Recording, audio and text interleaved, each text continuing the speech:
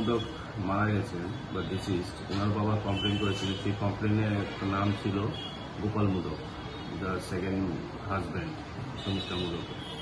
তো ওনার কমপ্লেন মোতাবেক আমরা সঙ্গে সঙ্গে রেড করি এবং গোপাল মুদককে কল্যাণপুর থেকে আমরা অ্যারেস্ট করে নিয়ে আসি। এখন তদন্ত চলছে। প্রাথমিকভাবে কি মনে করছেন যে গোপাল মুদকই এই হত্যাকাণ্ড সংঘটিত করতে পারে নাকি? এখন তদন্তের সাথে তো কিছু বলা যাচ্ছে না। আমরা আজকে ওকে কোর্টে ফরওয়ার্ড করবো, তারপর ইন্টারভিউশনে করে বোঝা যাবে। প্রাথমিকভাবে কোনো কিছু কি তথ্য বেরিয়ে এসছে এই হত্যাকাণ্ডের? না, আমরা এখন কিছু আমাদের ওয়েট এভিডেন্স আছে আমাদের কাছে, সেগুলো তদন্তের সাথে এখন কিছু বলা যাবে না। পরবর্তী সময়ে আমাদের কিছু রিভিউ হলে আমরা দেখবো, স্বীকার করবো।